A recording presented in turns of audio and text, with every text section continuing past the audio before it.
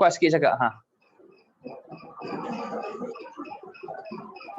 Berapa jenis? Yang anda lukis tu. Tak ingat? Macam mana boleh tak ingat? Anda ingat? Anda tak ulang kaji pun sejak hari Isnin hari tu. Okey. Ada apa dia? 3 tu? Okey, hadas kecil, hadas sederhana, hadas besar. Tak, hadas sederhana apa? Apa dia? Jap. Kuat sikit. Kalau ada jawapan. Apa dia? Tak ada, tak tahu. Entah angkat tangan tadi kan? Bukan nak jawab. Bukan. Mutawassitah tu najis. Najis memang sabar lu. Sebelum angkat tangan. Najis memang terbahagi kepada 3 kan? Mukhaffafah, mutawassitah dengan mughalladhah kan? Ni okey, apa dia hadas pertengahan tu? Ana bukan nak tahu nama, ana nak tahu contoh dia. Tahu? Apa dia? Sekali lagi? Junub. Lagi? Okey, bagus. Okey, ahsan. Okey. Siapa boleh beritahu ana apa hukum pegang tafsir Ibnu Katsir tak ada wuduk? Tu. Ana tak nampak, ana tak pakai spek. Uzair dia tu. Nasib baik mata ana tak teruk sangat. Apa dia? Boleh pegang. Sebab apa boleh pegang?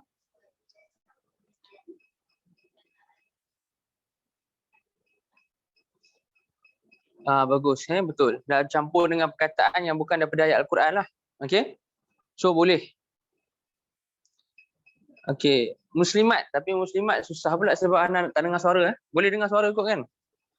Kalau ustaz-ustaz yang ajar dekat sini Selana, macam Ustaz Mubarak ada tanya muslimat tak? Ada okey, muslimat. Apa nama dia?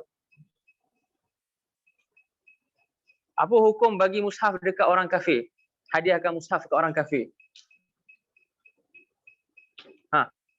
Ingat?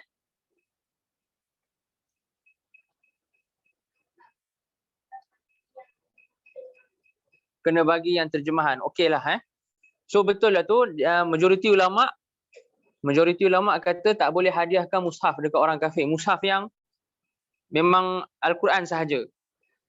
Ada pun Al-Quran dengan terjemahan pun ada juga yang tak bagi. Tapi yang majoriti ulama zaman moden ni, mereka fatwakan Al-Quran dengan terjemahan boleh bagi dekat orang kafir hadiah dengan syarat-syarat tertentu. Okay, antaranya syarat dia, kita tahu orang kafir tu bukan orang yang dia nak Al-Quran untuk hina, tapi dia nak baca contoh, dia nak study. Bukan orang yang memang dia minta Al-Quran lepas tu dia baling contoh, ataupun dia bijak-bijak kan. Okay, itu hukum hadiahkan mushaf kepada orang kafir. Okay.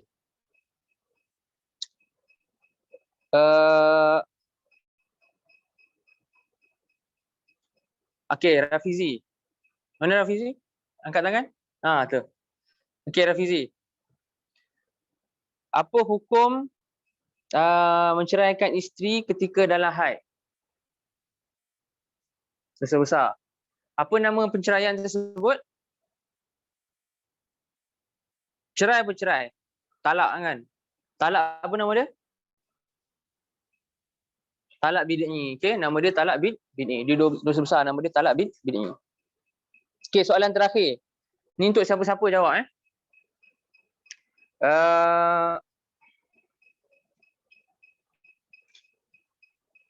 Okey. Kalau kita tak ada wuduk boleh buat sujud syukur tak? Jawab je. Apa dia? Tak boleh.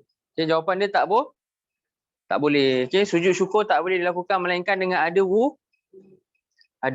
Okey. Habis pelajaran minggu lepas, hari Isnin lepas. Hari ni kita masuk tayamum. Okey, fasal tentang tayamum. Siapa suara paling kuat dekat sini? Suara siapa kuat? Zaid, mana Zaid? Mana? Angkat tangan. Tu. Entah baca. Kuat sikit.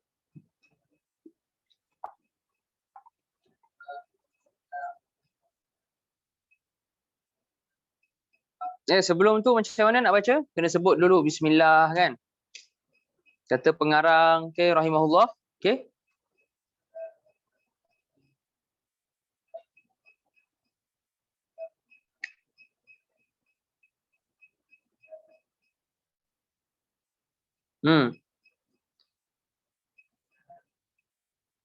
Okey, rahimahullah.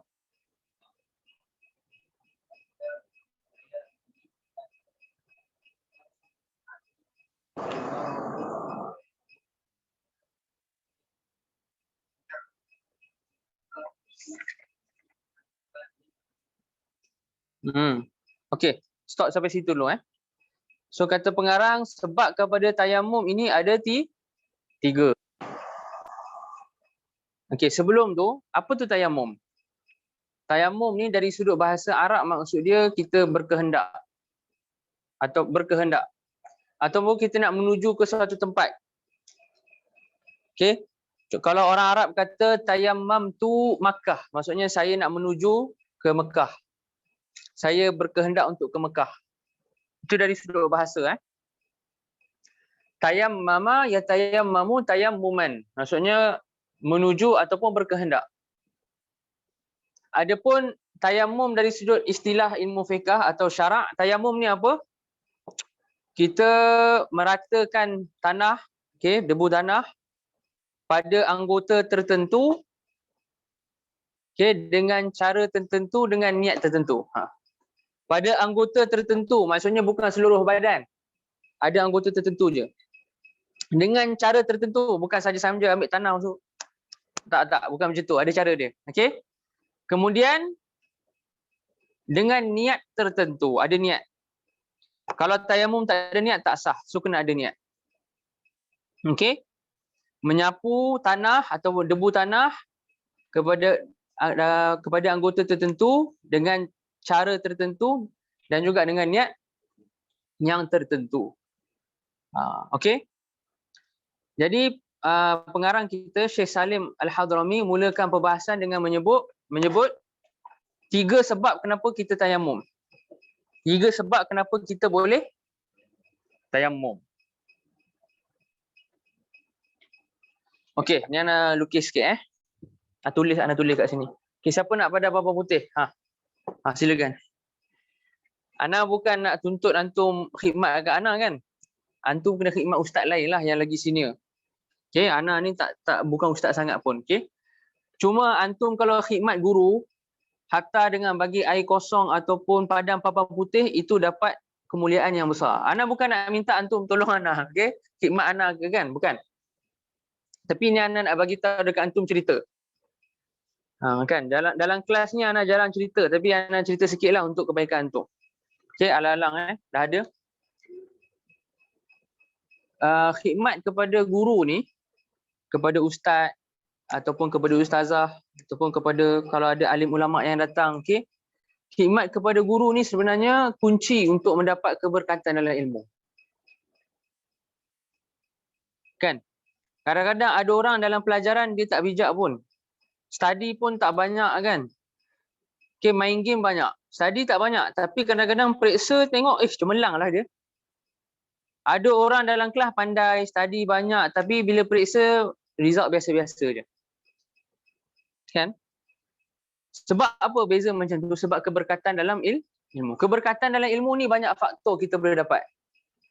Antara cara kita dapat keberkatan dalam ilmu, kita khidmat guru. Kita tolong guru kita. Okay? Bukan mesti anak lah, ustaz-ustaz lain. Antum sekarang berada di madrasah yang mana dah disediakan kepada antum wasilah untuk belajar, betul tak? Antum dah ada meja, dah ada aircon yang selesa, dah ada buku dan dah ada guru yang bersedia nak ajar antum. Ana lah yang datang kepada antum. Ana datang kepada antum. Dulu antum kena cari ulama. Dulu kita kena cari guru, betul tak? Macam Imam Malik kata, al-ilmu yu'ta wa la ya'ti. Ilmu tu kita kena cari dia, bukan dia cari kita. Sekarang ilmu cari antum. Betul tak? Antum kena buat apa-apa tugasan yang berat tak untuk belajar dengan ana? Tak ada. Okey? Ana ada guru ana seorang. Okey, dia orang Mesir, nama dia Ali Zainal Abidin, Syekh Ali Zainal Abidin. Dia cerita ke anak waktu nak belajar dengan guru dia satu buku dalam ilmu bahasa Arab. Nama buku tu Qatrun Nada dalam tata bahasa Arab. Guru dia cakap dekat dia, kalau kamu nak belajar dengan aku buku ni sejam, macam kita belajar kan, 3.45, 3.50 sampai asar tu sejam, kamu kena kerja dekat kebun aku 3 jam. Khidmat aku dekat kebun aku berapa lama? 3 jam. Tolong khidmat 3 jam dekat kebun, dapat belajar berapa banyak? Sejam. Antum ada buat khidmat kat anak ke? Ada anak seorang tu pergi beli barang kat shopping mall ke? Ada? Tak ada kan? Buat antum jadi food panda ke apa? Tak ada kan? Minta makanan semua tak ada kan? So sekarang ni antum sebenarnya berada dalam nikmat yang agung sebenarnya. Nikmat yang agung. Dan bila kita khidmat guru dapat keberkatan. Guru tu redha, dia doakan anak murid dia, Allah akan bagi keberkatan dalam ilmu tu pada anak murid tu. So anak murid tu akan jadi cemerlang, pandai walaupun dia tak adalah study rajin sangat pun. Ada orang tidur banyak kat universiti kan, nak belajar kat universiti ada orang tidur, kawan-kawan tidur banyak kan. Dalam kelas je dia belajar, luar kelas dia pergi main game apa semua, tapi periksa cemerlang. Pensyarah redha dengan dia, tugasan apa yang pensyarah buat dia buat, okey, yang disuruh dia buat, okey. Dia patuh apa yang pensyarah cakap, mak bapak dia suruh buat apa dia patuh, okey. Dia dapat keberkatan ilmu, okey. So pentinglah untuk ada keberkatan ilmu ni, dan antara caranya adalah kita tolong guru kita atau khidmat guru kita. Okey. So balik kepada kelas kita ni. Daripada padang papan putih ni, pengarang kita cakap sebab untuk tayamum ada 3. Dia panggil apa? Asbab at-tayammum. Maksudnya apa? Kenapa kita nak belajar tentang sebab-sebab tayamum? Kita nak belajar sebab-sebab tayamum ni sebab kerana kalau tak ada sebab-sebab ni boleh tayamum tak? Sekarang ni antum ada air kan? Sekeliling ni kan, nak wuduk, okay, nak mandi semua. Kalau saja-saja nak tayamum boleh tak? Tak boleh, okey? Tak boleh. Jadi kena ada sebab-sebab ni. Okey, pengarang kita sebut ada berapa sebab? 3.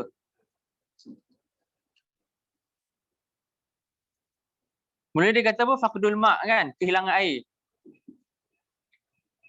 Kemudian apa? Al-marad. Al-marad sakit. Yang ketiga, al-ihtiyaj. Betul tak?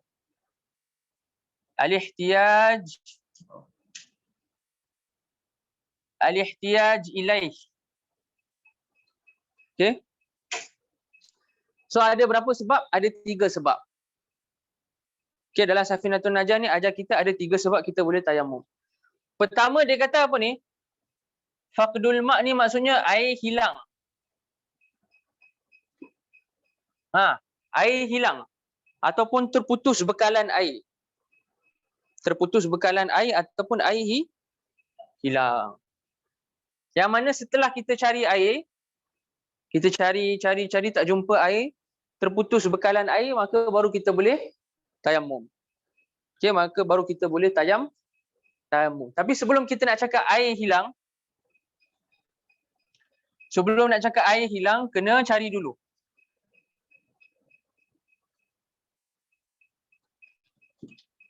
Kena cari air dulu. Kita tak boleh macam tiba-tiba senang je kita dakwa, oh air hilang lah. Okey, kita kena cari sampailah kita boleh hukumkan bahawa air dah hilang. Okey, sebelum tu dalam nak mencari air ni ada 3 hukum. Ada wajib cari. Okey, ada tak wajib cari.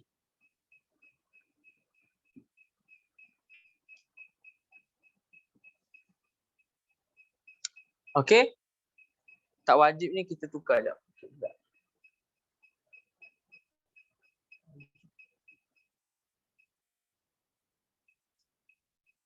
Wajib cari. Bolehlah tak wajib cari. Silap nak pandang. Okey, betul tu tak wajib cari. Kemudian yang ketiga,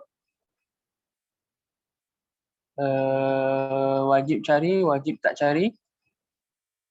2 je. Okey, tak, kita belajar 2 dulu. Sekejap. Ana terlupa. Okey. So, tentang air pertama wajib tak wajib cari. Bila tak wajib cari ni? Bila kita pasti air tak ada.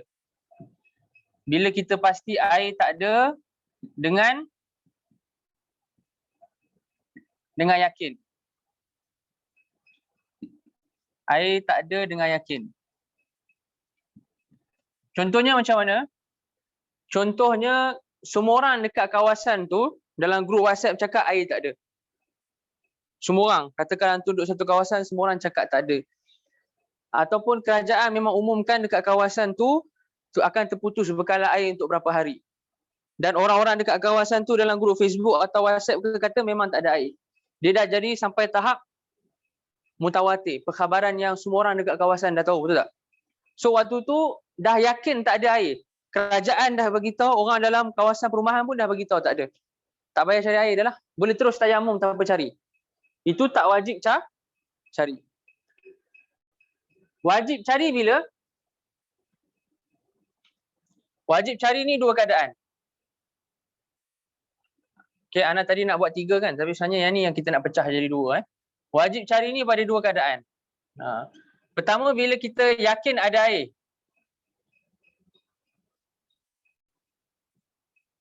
Kita yakin ada air. Okay, contohnya mungkin dekat rumah kita air tak ada, tapi kita tengok dekat grup WhatsApp kawasan rumah kita, kita tanya orang lain tu putus bekalan air tak? Rumah saya tak ada air lah. Semua orang kata ada lah, saya ada, rumah saya ada air je. Diorang tunjuk gambar WhatsApp lah apa rumah diorang ada air contohnya. Kan? So itu keadaan yakin ada air. So wajib cari air. Yang kedua, keadaan wajib cari air juga tapi kita tak yakin, kita sangka. Sangka pun wajib cari. Sangka ada air. Sangka ada air ni macam mana? Sangka ada air ni contohnya rumah antum tak ada air, rumah jiran antum tepi mungkin tak ada air. Okey, tapi antum dengar jiran antum bagi tahu, dekat rumah kat sana tu 1 kilometer daripada rumah kita ni ada air lah. Ataupun dekat Dewan 1 kilometer daripada rumah kita ni ada air lah. Jiran kita seorang je bagi tahu. Jiran kita seorang sahaja yang bagi tahu. Bukan satu kawasan bagi tahu, jiran kita seorang je. Bila kita dengar daripada jiran kita tu, kita yakin ke kita sangka? Kita sangkalah sebab mungkin jiran kita salah, betul tak? Dia berbeza dengan yang pertama tadi. Pertama ni kita yakin ada air. Semua orang dalam kawasan kata ada. Yang ni kita sembang dengan jiran kita cakap rumah yang 1 kilometer dari kita ni ada air. Ataupun Dewan 1 kilometer daripada rumah kita ni ada air. Waktu tu kita sangka. Kenapa kita sangka? Sebab bila seorang bagi tahu satu cerita atau khabar dekat kita, boleh jadi dia salah tak? Boleh tak jadi dia salah? Boleh jadi dia tersilap kan? Kalau ayah kita, orang yang kita percaya dengan ayah kita, dia bagi tahu dekat depan rumah berlaku aksiden. Kita percaya ayah kita tak? Kita percaya. Boleh jadi tak ayah kita salah? Dia kata aksiden sebenarnya tak aksiden. Nampak macam aksiden sebenarnya tak aksiden. Boleh jadi tak ayah kita salah? Boleh kan? Maka bila ada kemungkinan boleh salah tu, itu jadi sangka. So jiran kita cakap, saya dengar cerita lah, diorang kata rumah Dewan 1 kilometer dari rumah kita ni ada air. Ada bekalan air contoh. Waktu tu sangka. Kena cari tak? Kena cari juga. Okey, kena cari. Ini secara ringkas sebenarnya ada perbahasan yang panjang tentang cari air ni dan dibahagikan kepada orang yang musafir dengan tak musafir. Tapi kita ambil kes yang ni lah. Kes yang ni untuk orang yang macam kita sekarang orang mukim. Boleh, orang yang kita cakap mukim. So kalau dia yakin tak ada air, maka tak wajib cari. Macam mana dia boleh yakin? Kerajaan bagi tahu air tak ada kat kawasan tu, pipe bocor contohnya, WhatsApp dengan Facebook kawasan tu bagi tahu memang tak ada air. Perlu lagi dia tak nak cari? Ada faedah tak cari air waktu tu? Ada faedah? Tak ada faedah lah kan? Tak payah cari. Terus tayamum. Tapi kalau yakin ada air, semua jiran kita cakap rumah diorang ada air, kena cari air. Sangka ada air. Okay, beberapa orang jiran kita beritahu ada Dewan yang ada air. 1-2 jiran beritahu. Okay, itu perkhabaran yang cukup untuk bagi sangka. Ataupun rumah kita tak ada air, kita tak tahu rumah orang lain ada air tak, tapi kita nampak awan mendung nak turun hujan contohnya. Gelap kat atas kita. Sangkaan hujan nak turun lah waktu tu. Ataupun kita tengok tak jauh daripada rumah kita 100 meter macam tu, kita nampak awan tengah mendung ataupun tengah hujan. Macam nak hujan. So waktu tu dah ada sangkaan dah. Ada sangka-sangka. Okay, ada sangka-sangka. So kena cari. Boleh? Katakanlah lepas kita sangka tu kita memang tak jumpa. Okay, katakanlah lepas kita sangka-sangka tu memang kita tak jumpa. Kita boleh buat apa? Kita tayamum. Kan? Lepas kita dah cari tak jumpa, baru kita boleh tayamum. Tapi kalau kita cari kita jumpa, kita wuduk lah. Okay, kalau kita cari kita jumpa, kita wuduk. Ini kes hilang air. So bila yang kita tak wajib cari? Bila kita yakin air tak ada. Bila kita wajib cari? Bila yakin air ada. Bila juga yang kita wajib cari? Bila kita sangka. Sangka ni kurang daripada yakin, betul tak? Okay, syak, antum tahu tak syak? Perasaan syak. Syak tu maksud dia apa? Syak tu 50-50. Dan kita syak, dia ni baik ke jahat? Dia cakap benda betul ke salah? 50-50. Itu syak. Sangkaan ni apa yang kita dengar orang kata zon. Husnuzon, su'uzon. Zon tu sangkaan. Saya ada sangkaan kuat dia ni cakap betul lah. Saya ada sangkaan kuat dia ni cakap salah lah, ditipu. Itu sangkaan zon. Boleh? So syak dengan zon masuk dekat situ. Syak dengan zon masuk dekat sangka. Okey? So sebab pertama kita tayamum sebab air tak ada. Okey, sebab air tak ada. Kedua kita tayamum sebab sakit. Sakit macam mana yang boleh tayamum ni? Sakit gigi boleh tayamum tak? Kalau sakit gigi boleh tayamum. Siapa rasa sakit gigi boleh tayamum? Biar betul tak ada. Sakit gigi tak ada tayamum. Dalam buku kata sakit.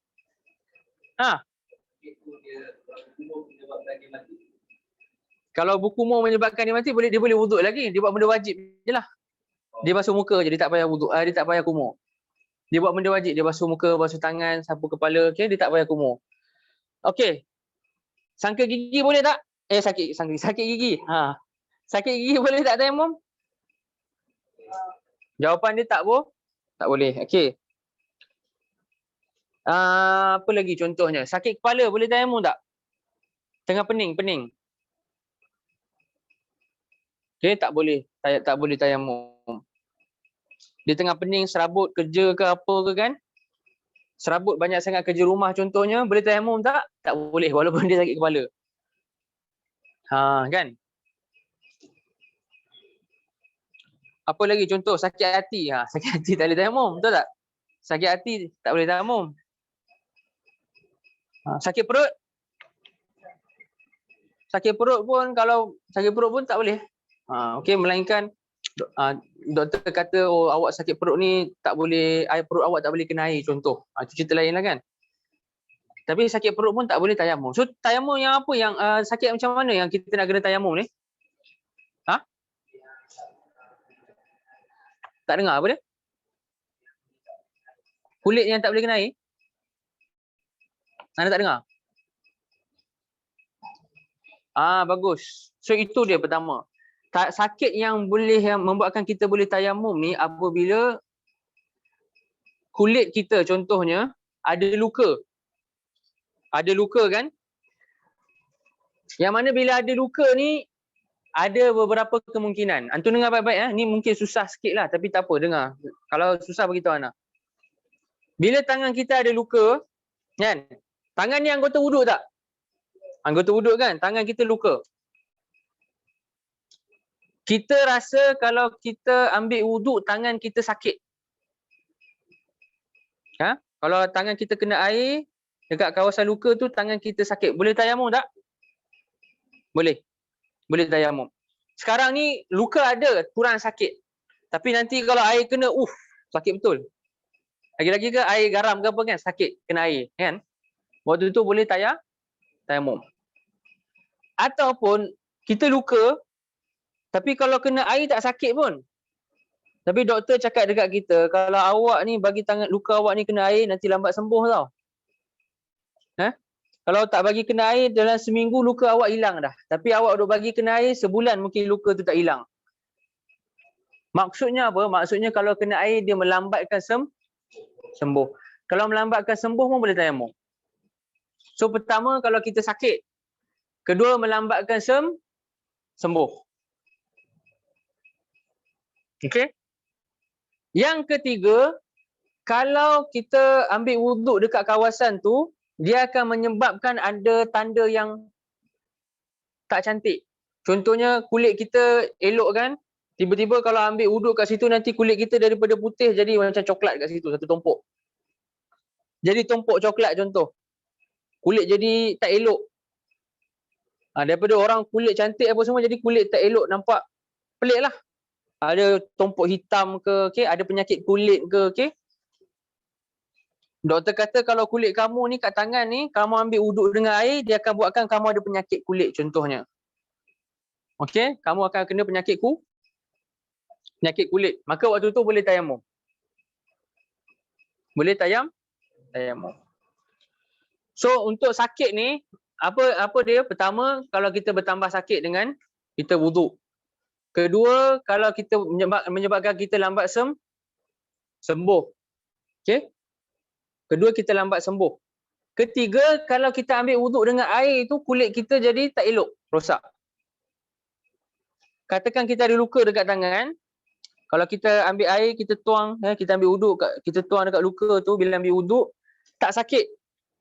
Doktor kata, dia tak akan melambatkan penyembuhan pun. InsyaAllah awak sembuh macam biasa je dalam seminggu. Cuma doktor kata apa, nanti bila awak sembuh nanti, kulit awak jadi buruk. Ada warna hitam-hitam, coklat-coklat dekat situ. Boleh tayamum tak? Boleh? Boleh. Okay? Boleh. Sebab nak jaga kulit. Kenapa nak kena jaga kulit? Sebab ulama kata, apa nama dia, kalau kita ada, dia punya istilah dalam bahasa ada syainun fahish. Kalau kita ada tanda kulit yang tak elok ni, kita malu, tahu tak? Lagi-lagi lelaki ni biasanya dia akan nampak sini. Dia akan nampak dekat leher, betul tak? Leher, dekat muka. Jadi kalau anggota yang biasa nampak ni, dia punya kaki dengan betis, dia punya muka, dia punya leher, dia punya tangan sampai dekat sini ni, kalau takut bila dia ambil wuduk tu akan menyebabkan ada penyakit kulit buruk dekat kawasan tu, maka dia boleh tak ambil dia boleh tak ambil wuduk, dia boleh tayamum. Okey, dia boleh ambil wuduk dia boleh tayamum, dia tak payah ambil wuduk. Contohnya dia takut kulit tangan dia nanti jadi tak cantik. Ada luka, takut kalau kena air nanti jadi buruk. Kan? So dia boleh tayamum. So untuk sakit ni ada berapa? 3. Sakit ada 3. Okey, pertama apa? Pertama, lambat sembuh.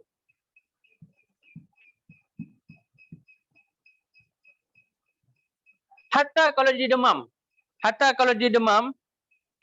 demam, doktor cakap kat dia, awak ni kalau demam ni kena elakkan air sejuk contoh. Ataupun kena elakkan kena air, tak boleh kena air contoh. Dia ni tak boleh kena air. Okey, doktor kata kalau kamu kena air, kamu demam ni nanti badan kamu sejuk, kamu lambat sembuh. Boleh tayamum tak? Boleh tayamum. Okey, dia akan menyebabkan dia lambat sembuh. Kedua, sebab apa? Sebab tambah sakit. Kan kalau ada luka kena air tambah sakit. Ni boleh tayamum. Yang ketiga tadi, kalau bagi kesan pada kulit, kesan buruk pada kulit. Bagi kesan buruk pada kulit.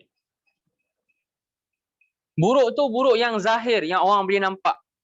Contohnya tangan dia tiba-tiba putih ada tumpuk hitam, pelik. Gitu Kesan, kalau bagi kesan buruk pada kulit.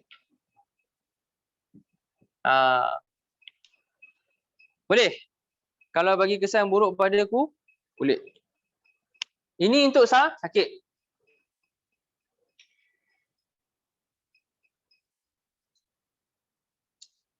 Jadi dalam keadaan yang kedua ni, bila dia tayamum kerana dia sakit, okey, air ada tak dengan dia? Boleh jadi ada air tak dengan dia? Kan? Maksudnya ada keadaan yang kadang-kadang air ada depan mata, tapi kita boleh tayamum. Sebab apa? Sebab kita sakit. Tapi air ada kat tepi kita. Sah tak? Sah. Okey? Itu kedua. Yang ketiga, al-ihtiyaj. Di dalam buku antum diterjemah apa? Untuk minum. Al-ihtiyaju ilaihi li'atashi hayawan kan? Li'atashi hayawanin Haram. Ha. Ha. Okay. So dia kata, yang ketiga ni kita cakap ya, nak terjemah mudah dia keperluan. Keperluan untuk minum lah pun boleh lah. Okay. Kita bagi keperluan untuk minum. Sama ada kita sendiri. Ya, contohnya macam mana? Apa contoh gambaran dia macam ni? Antum musafir balik kampung. Okay, tengok-tengok kereta antum rosak. Dari zaman sekarang ni susah gambaran ni sebab zaman sekarang senang. Kita dekat tepi highway ni banyak R&R. Zaman dulu bila orang pergi musafir, tengah-tengah musafir tu terputus bekalan contohnya. Ataupun tengah-tengah musafir tu tengok-tengok dia punya bekalan air dia habis atau bekalan air dia kena curi contohnya. Okay, katakanlah bekalan air yang dia bawa sikit je. Tengok-tengok tengah-tengah perjalanan tu binatang yang dia naik untuk bawa dia musafir. Contohnya unta dia penat. Unta dia sakit contohnya, dia nak kena rehat. Bekalan air ni tak cukup. Ada sebotol je. Sedangkan dia nak sampai kampung dia lagi sehari lagi. Dia perlukan air tu untuk minum sebab lagi sehari nak sampai kampung. Kalau dia pergi guna untuk ambil uduk air botol tu, nanti dia tak ada air lah untuk sehari kan. Takut-takut boleh mati. Takut-takut dia boleh pengsan. Betul tak? Dengan panas lah apa semua. Jadi dia kata, dengan air yang banyak sebotol ni, dan aku pula dijangka sampai kampung esok, kalau aku guna air ni untuk wuduk, okay, ada lagi tak air yang berbaki? Mungkin tak ada dah, tinggal sikit. Boleh tak survive sampai besok? Takut-takut tak sempat. Besoknya kita dah pengsan contohnya. Pengsan pula tak ada orang nak cari kita mati. Ni kena tinggal tepi jalan contohnya kan. Zaman dulu. Okay, jadi dia perlukan air tu betul tak untuk dihidup. Maka waktu tu bila dia keperluan untuk air tu, sama ada untuk minum macam dia nak hidup tu, okey, ataupun untuk binatang macam haiwan. Okey, Ana bagi contoh. Dia ada bekalan air yang cukup. Contohnya dia ada lagi 2 botol air. 2 botol air ni cukup untuk buat dia hidup sampai besok. Dia dijangka sampai kampung dia esok. Ni zaman dulu ni naik unta. Unta dia pula dia bawa unta ni dia tak perlu air sangat kan, tapi katakanlah unta dia dah ada harga. Okey. Dia ada sebotol air je untuk unta dia. Dan dia ni orang Arab yang ada pengalaman lah. Dia tahu, okey, kalau aku ada sebotol air ni tak cukup untuk buat unta ni hidup sampai esok lah. Kalau aku guna botol air unta ni yang sepatutnya untuk dia ni untuk aku wuduk, nanti unta aku ni tak ada bekalan air dah. Bila unta ni tak ada bekalan air, apa jadi? Dia mati. Bila dia mati, apa jadi? Tak ada siapa nak bawa kita balik kampung lah, kita naik dia, betul tak? Kan? So waktu tu keperluan untuk minum, tapi oleh siapa? Oleh haiwan. Okey, haiwan. Jadi tak kisahlah keperluan untuk minum tu sama ada diri kita ataupun haiwan. Okey? Waktu tu kita boleh tayamum. Tayamum. Katakan air tak cukup kan? Air tak cukup. Macam tadilah nak bagi gambaran tu. Air tak cukup. Kalau kita guna air tu untuk berwuduk, okey, nanti kita punya kawan kita contoh yang musafir dengan kita, dia tak ada air, dia mati. Kita boleh tayamum. Ataupun air tu tak cukup, kalau kita guna untuk wuduk, nanti binatang kita mati, dia tak ada benda untuk minum. Contohnya kita naik kuda ke, okey, kita naik keldai ke apa yang perlukan air nak hidup. Soalan? Okay. Nampak tak? So waktu tu kita boleh tayamum. Sebab kita nak jaga nyawa ni lah, nyawa kawan kita ke, nyawa binatang yang kita tunggang dia ke, ataupun nyawa kita sendiri ke kalau kita jalan kaki contohnya. Kan, balik kampung jalan kaki, air tak cukup. So waktu tu kita simpan air tu untuk minum, kita tayamum. Faham tak ni ke tak faham? Faham tak? Siapa tak faham? Siapa tak faham? Betul ni, faham ni? Ni Ana tanya lagi. Betul Okay, Ana ulang balik. Ketiga ni maksudnya ada keperluan untuk air tu. Keperluan untuk minum. Keperluan untuk minum. Okey.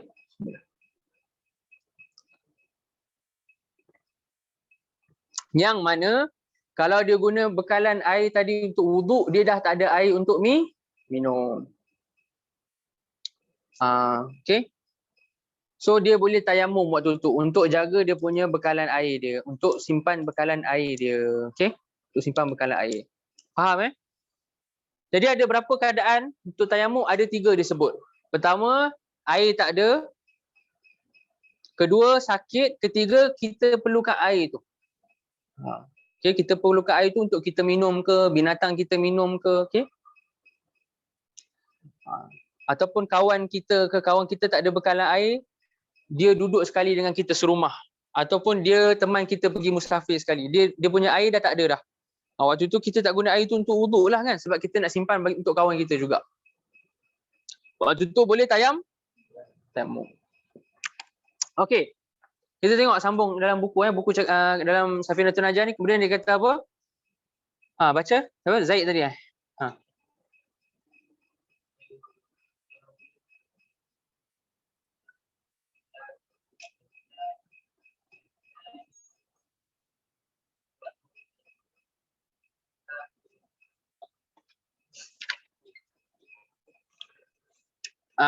kan.